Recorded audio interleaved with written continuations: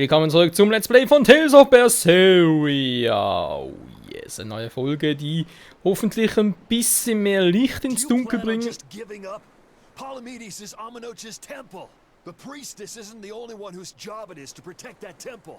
It's the duty of everyone born in this village. Why did the Abbey need Amenoch's temple badly enough to risk causing this much unrest? But how will we protect our village from the demons if the Abbey abandons us? Besides, we won't be able to do business with the people of Assault anymore. Our faith in Amenoch has nothing to do with the demons. When the priestess gets back, I'm going with her to protest. The demon blight changed everything. Will we never be able to return to the way things were? The way things were. Ja, vielleicht in 1000 Jahren. Vielen Dank fürs Unterbrechen hier. Was ich eigentlich sagen wollte, bin mal gespannt, ob die heutige Folge ein bisschen mehr Licht ins Dunkel bringen wird, auch wegen Innominat. Ja, Entschuldigung, ich habe da in der letzten Folge, oder glaube ich, in den letzten 2 Folgen Namen falsch ausgesprochen, irgendwie in der Form von Insomnia statt Innominat. Frag mich nicht warum, ich habe selber keine Ahnung, wie ich auf Insomnia gekommen bin. Ist auch egal. So, bei der lacht schon. Jetzt. Piranenflagge, Seeschlangen. Unnachgiebig. So, haben wir hier schon alles? Yes. Wir haben die letzten 3 Meere alles abgegrast. Sehr schön. Also, zumindest, ja, gebietfrei, logisch. Da fehlt noch was, ich da hinkomme ins erste Gebiet. Ich habe keinen Schimmer. Wir haben jetzt ja immer ein neues Level benötigt. Man sieht es da sehr schön. Also entweder gibt es gar kein weiteres Level mehr, wobei doch gebietfrei, also wenn wir nicht. Warte mal ganz kurz. Das ist das, das ist das, das ist das, das ist das, das ist das. Doch, ich glaube, da fehlen noch ein paar. 2, 3 Inseln müssen noch irgendwie fehlen. Vielleicht irgendwie storybedingt, keine Ahnung. So. Hier fehlt noch ein Item. Hier fehlt noch etwas Spezielles plus ein Item. Hier fehlen sogar noch 2 Items. Ja. Viel Glück von Eltia. Soweit dazu. Also, wir haben das Gespräch unfreiwilligerweise mitgehört. Natürlich wollte ich es schon machen, aber jetzt nicht so. Da vorne alle mal ein bisschen durch, wa? Ja, würde ich schon sagen. Erstmal Asen. It sounds like deciphering the text might take some time. We should be prepared to wait it out here a while. Hopefully it'll all be worth it in the end. I hope so too. But ancient Avarost is complex. It's not just a matter of knowing the grammar and vocabulary. Oh? Then how exactly do you read it? I'm not sure about the specifics myself, but from what I understand, you kind of have to intuit a lot of it. A language based on guesswork? Thanks, old dead people. You're officially the worst. Ja, hat ein bisschen was, wobei da, teilweise kommt mir irgendwie andere Sprachen auch so vor. Zum Beispiel Französisch, aber egal. Nee, hat mehr damit zu tun, dass man die Aussprache, die Art der Aussprache ein bisschen stört und auch, ja, ist immer ein bisschen was für sich, war. Jeder hat da seine eigenen Spezialitäten und Vorstellungen, Wünsche, etc. etc.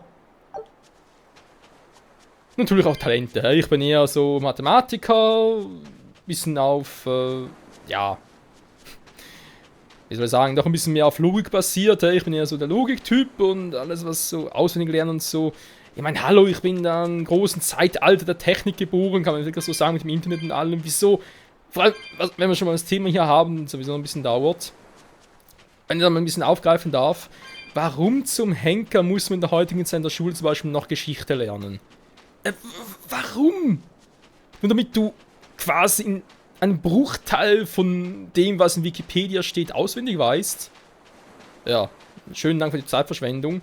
Ich meine, klar ist es wichtig, dass man irgendwie die Leute darauf aufmerksam macht und so, weil ist logisch, weil das mit Wikipedia wäre natürlich jetzt nur ein Beispiel, aber allgemein, was so im Internet verbreitet ist und so weiter und Geschichte etc. etc. ist natürlich so allumfassend, hast nicht gesehen und ist mir schon klar, dass man da das halt doch unterrichten vielleicht unbedingt muss, aber kann. Auch nur deswegen, weil es halt doch interessant ist und gewisse Aspekte man halt den Leuten doch näher bringen sollte.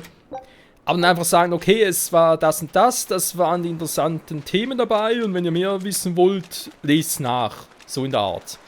Aber das zu prüfen, warum? Ich glaube, na gut, außentul, du wirst jetzt Historiker, okay, aber wer wird das schon? Nee, jetzt mal ganz ehrlich.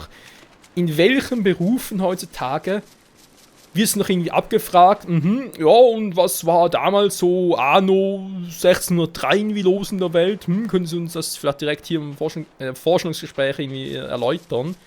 Das fragt dich kein Mensch. Oder meint ihr das irgendwie wichtig, um eine Beziehung einzugehen, weil der Partner nicht wissen will, ob du auch, ja, wie soll ich sagen, bewandert bist in Geschichte und so weiter? Mein Gott, ja gut, dass man vielleicht ein bisschen was weiß und so. Das eventuell. Aber da bezweifle ich auch ein bisschen, dass dass es darum geht. Und eben heutzutage vor allem, wo du ja alles, wirklich nicht nur in Büchern sowieso ein bisschen antiquiert, nachlesen kannst und immer auf dem aktuellen Stand bist mit dem Internet. Ich meine, sorry. Da eben solche Fächer wie Geschichte, Staatskunde ist was anderes. Ja, da geht es um aktuelle Politik und so, da geht es ein bisschen um die Gegenwart. Aber Geschichte, was heutzutage gar keinen Einfluss mehr hat, beziehungsweise nur noch bedingt, weil den Rest lernst du quasi, lernt dich das Leben, nicht die Schule, ne, es lernt dich das Leben. Oder eben halt Politik, etc., etc. Aber trotzdem da mit Geschichten noch irgendwie so und, boah. Wie gesagt, Geschichte da irgendwie unterrichten oder vermittelt bekommen, geht ja noch. Aber das Ganze noch prüfen muss und da quasi Dinge auswendig lernen musst für eine gute Note, was eben ein Bruchteil von dem macht, was im Internet steht, nee. Das verstehe ich bis heute nicht. So she digs being called teacher. Well played, Laffy said. She wasn't so fond of ma'am, so I guess he figured he needed an alternative. You can tell how badly he wanted to help her with the languagey work. I think our Malak boy's finally finding himself. So it would seem. Jo, ist doch schön. Eleanor? What connection do you think there is between the violent demon Teresa mentioned and this village? Couldn't tell you. Could there have been a demon blight breakout here? This village doesn't look like it's been attacked, but... Whatever it is. If it keeps the Abbey's eyes off us for once, that's good enough for me. You really will use anything and everything towards your own aims, won't you? Yep, and that includes you. As I'm sure you've noticed. Ja, beste Freunde für immer. Wenn wir schon beim Thema noch sind, vor allem Geschichte und so weiter, beziehungsweise natürlich in der Schule und heutigen Unterrichtsmethoden und dem Wandel durch das Internet und so weiter und so fort, würde mich doch noch ein bisschen interessieren, wie ihr dazu steht. Ob ihr auch irgendwie der Meinung seid, wie ich jetzt, dass man gewisse Schulfächer vielleicht nicht unbedingt abschaffen sollte, aber quasi freiwillig machen sollte. Oder generell auch die ganze Art und Weise, wie man heutzutage Bildung vermittelt, irgendwie überarbeiten sollte, weil es sich mal zeitgemäß ist. Und eben wie ich jetzt beispielsweise gerade gemacht habe in Geschichte. Ich fand Geschichte wirklich auch deswegen, klar, in meiner Jugend vor etwa 20 Jahren war es noch ein bisschen anders mit dem Internet und so. Aber auch schon da war langsam sich der große Aufschwung und ich fand es trotzdem auch langweilig und unnötig. Ja, unnötig vor allem in der Hinsicht, weil es dich später nie jemand irgendwie fragen wird. Keiner interessiert, wenn es jemand irgendwie geschichtlich etwas wissen will. Schaut er kurz auf dem Handy nach, ja schön. Und das sollst du in der Schule auswendig lernen. Was sowieso wieder überholt ist und dann internetmäßig halt immer auf dem aktuellen Stand und so. Also, ja, eben fand ich immer ein bisschen Zeitverschwendung und hätte die Zeit lieber sinnvoll für anderes genutzt. Naja. Banning local religions. The Abbey sure knows how to oppress the populace. I'd imagine that comes part and parcel with spreading the good word. Other gods would only get in the way. From what we overheard, it sounds like they've taken over Amenoch's temple, Palamedes, to use as their base of operations. Sealing it off would be provocative enough, but straight up taking it over? Not a lot of so-called reason to that. Unless... Do you think they need it for some other purpose? Shrug.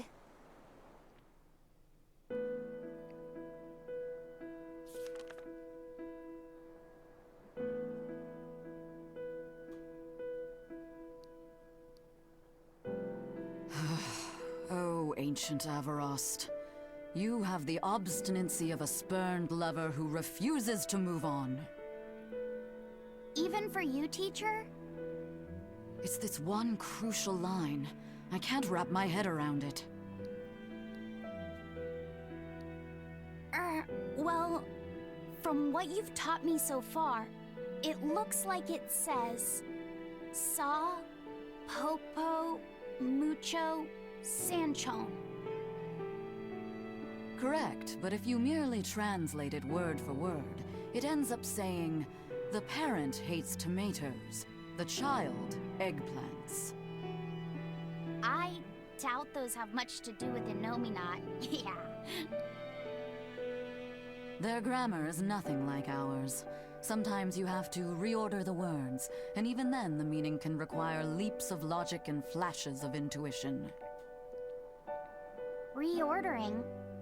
So like, San-san, Pocho Pocho, Pocho Musan, Pocho Musan. Can you read it that way? Pocho Muson. Now where did you get that from? These words are lined up, like they repeat. And when I read this part that same way, it just felt right. Pocho Muson. If that's repeated here, then the passage turns into the nameless Empyrean. Empyrean! Ho ho, that has to refer to Innominat. I think we're on to something.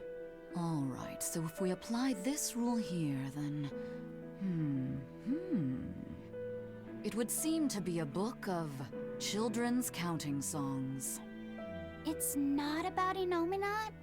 What matters is what the song says, child. And I think you will be very interested in the words.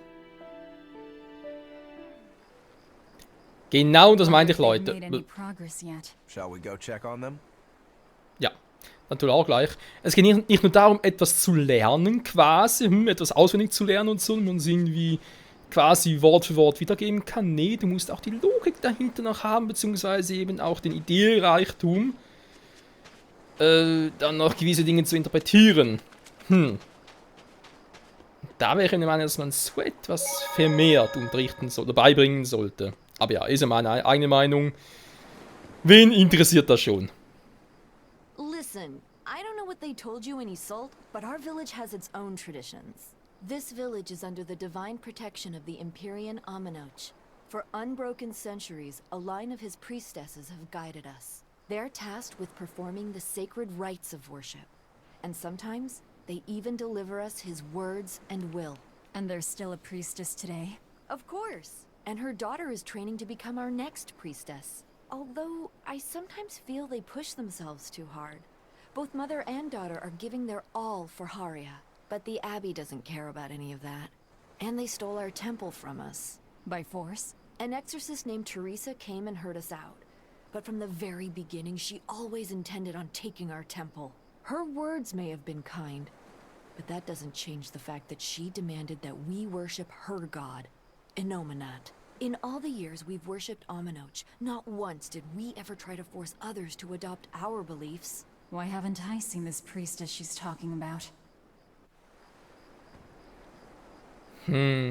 Es geht doch vermehrt darauf zu. Dreht sich alles irgendwie um Innominat. Innominat. Der Name sagt mir echt nichts aus Cestiria. Wenn man das Ganze mal so ein bisschen interpretieren möchte, klar werden auch da im Prinzip 4 Empyreer. Gut, ist ein bisschen anders, aber trotzdem. Es ging ein bisschen darum, die 4, die ja von Mautelus angeführt wurden. Mautelus war ja der weiße Drache da in Cestiria. Dass der Innominat ist, bezweifelt doch ein bisschen. Kann man jetzt so nicht vorstellen. Wir haben allerdings den Innominat noch nicht gesehen, wie der hier irgendwie rüberkommt. Und vor allem, was er für eine Rolle spielt. Aber das soll die ja ungefähr in diesem Zeitalter hier, hieß es doch, wenn wir richtig erinnern, in Cestiria, soll er, glaube ich, die 4 anderen vereint haben. Deswegen gab es ja auch 5 am Schluss.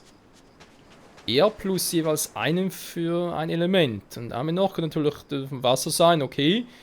Hat vielleicht einen Namen geändert und so. Das heißt, dass Innominat vielleicht doch mal Telos ist und wir ihn, sie, was auch immer wieder überzeugen können.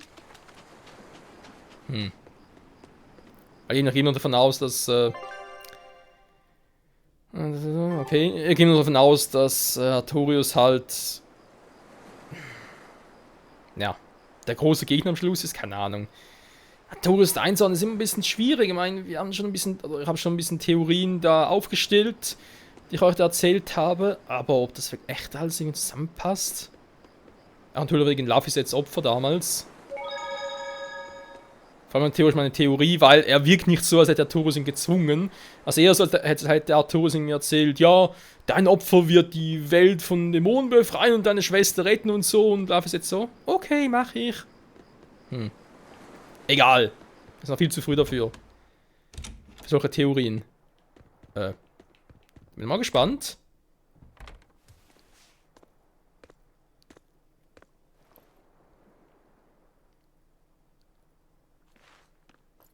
Well, any results? Yes. Well, thanks to the boy here. As it turns out, he has quite the knack for languages. Only because I've got the best teacher. Careful, honey tongue. You'll give this old girl ideas. Huh? Now, child, I'm sure they're curious about the song we unearthed. Why don't you read it aloud? Yes, teacher. Song? 8-headed is the lord of the land, with 7 mouths to devour malevolence. Through pulses of earth doth base nature's flow, as he awaits the time of awakening. 4 Empyreans may tear him asunder, but so long as there is one receptive to divine power, Therians shall be forever reborn, in sight of the full crimson moon. The nameless Empyrean hath one heart. The nameless Empyrean hath one body. Therians? Essentially, this ancient text you found is an annotated volume of drawings and songs pertaining to Innominat. Annotated? Then hurry up and just tell us what it means. I'm sorry. So far, we've only figured out how to read the song lyrics. All right. I take it we're still in for a good long wait before it's thoroughly decrypted. Likely so, but if we want to find out what the Abbey is up to, we need to know what's in this book, no matter how long it takes. What the Abbey's up to, is it? I think we can learn much, even from the lyrics alone. The drawings depict him with 8 heads. One of them belongs to his main body, but the other 7 are his mouths. Those mouths consume malevolence, sending it along Earth pulses back to that main body so he can awaken. The 7 monsters fitting that description are called Therians. Right. Now as for this malevolence, I have no idea what that means. What about the second part? I haven't studied much ancient history, but it said this world was created by 4 Empyreans: Earth, Water, Wind, and Fire. But they also call Innominat an Empyrean. Perhaps a war broke out between Innominat and the other Empyreans that resulted in him being sealed away. But if there is someone to connect with this divine power, the Therians will keep spawning. And just like that, Innominat will be revived. If we assume that Shepherd Artorius fits that bill, and that he's trying to reawaken Innominat, everything lines up. Which means our job is to find these Therians and cut off Innominat's heads, so to speak. But where do we even start looking for them? Remember, the song states that the Therians in Innominat's body are connected through Earth pulses. If their job is to feed Innominat, the most effective place to position them would be at the Earth pulse points. Points? The place is where the power of Earth pulses is concentrated.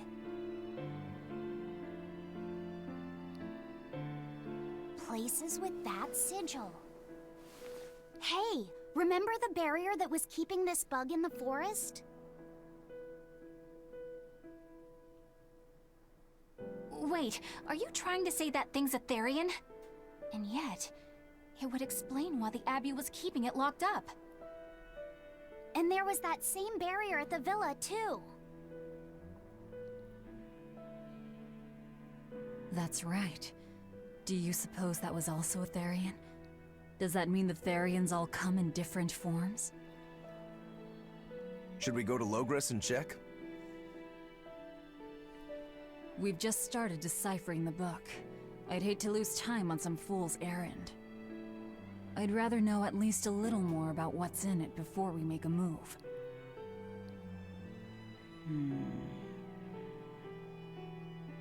Something bothering you, Grim? This line. The one about Therians being forever reborn.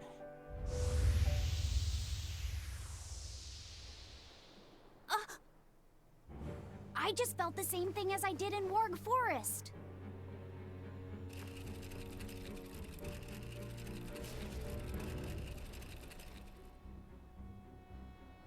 The needle's pointing in the direction of Amenoch's temple, Palamedes.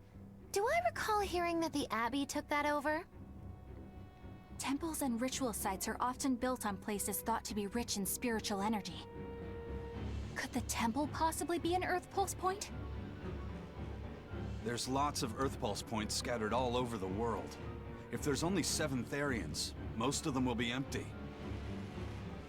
It's not like we have any better leads. If there's even a chance, shouldn't we go check it out? Better than sitting around waiting on the book. If nothing else, we'll find out what Laphicet is sensing. Just a theory, but if you were to kill a Therian... What? I guess there's only one way to find out. Never mind. Good luck out there.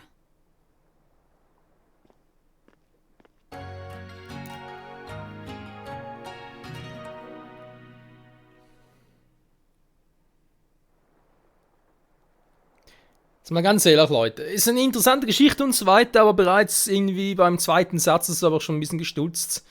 Furians. Der Begriff kommt uns sehr bekannt vor. Hat nicht Velvet sich selbst schon als Furian bezeichnet? Könnte natürlich auch ein Übersetzungsfehler und so weiter sein, aber ich meine Blutmondnacht und so. Wir haben vom Spiel im Prinzip 2 mitbekommen. Der erste war noch, ja, eigentlich waren beide im Prolog. Der erste war halt ein bisschen erzählt, so Velvet ihre Kindheit und so weiter, als etwa 13 Jahre alt, wie sie miterlebt hat. Und da ist ja ihre Schwester gestorben. Natürlich hat das seinen eigentlich ein Schwertarm, seinen rechten Arm eingebüßt. Sprich, ihre Schwester starb mit ihrem ungeborenen Kind. Aber Cecilie wurde ja als Ceres wieder geboren, jetzt mit der Zeit wieder daran erinnert und so. Und dann vor 3 Jahren gab es noch eine Blutmondnacht. Dabei wurde Laphicet geopfert. Artorius hat Velvet den Arm abgeschnitten und Velvet wurde zum Furian. Hat Artorius Velvet deswegen da im Kerker eingesperrt auf der Gefängnisinsel, weil dort auch ein Erdenpuls-Punkt ist? Also ein Erdenpulsader. Wenn dem so wäre, warum tut er nicht alles in seiner Macht stehen, um Velvet einzufangen? Das gäbe keinen Sinn. Ich meine, klar, er weiß, sie ist hinter ihm her und so weiter. Oder aber denkt er sich einfach, ja, wir haben da unsere 7 Orte, okay, ich platziere da einfach mal jeweils einen Furian, warte auf nächste Blutmondnacht und fertig. Irgendwas in der Art gefällt mir da nicht, Leute. Uns fehlen noch ein paar Informationen. Aber schon mal sehr interessant mit den Furians und so, und ganze Nomina-Geschichte. Schritt näher auf kommen. Ja, aber wie wir dann irgendwie Nomina den Artorius besiegen sollen, ist mir noch ein Schleier. Weil ganz ehrlich, klar, wir haben ein stärkeres Level up und so, aber es war in Sestieren doch ein bisschen anders, weil da hat dann halt so Ray die Prüfung absolvieren müssen, war am Schluss dann stark genug für Heldalf und die ganze Bosheit. Ja, Bosheit, interessantes Thema. Aber hier wurde es einfach zuerst als Dämonenpest irgendwie bezeichnet und ich dachte so, ja, Dämonenpest gleich Bosheit, aber nee, die Bosheit ist doch ein bisschen was anderes als Dämonenpest. Und zumindest scheinen sie noch zu sein. Und wie geht das Ganze aus? Denn die Bosheit regierte immer noch. Zumindest in den nächsten 1000 Jahren noch. Es bleibt spannend hier bei Tales of Berseria. Und ich sage nochmal vielen Dank fürs Zusehen. Und bis zum nächsten Mal. Ciao zusammen.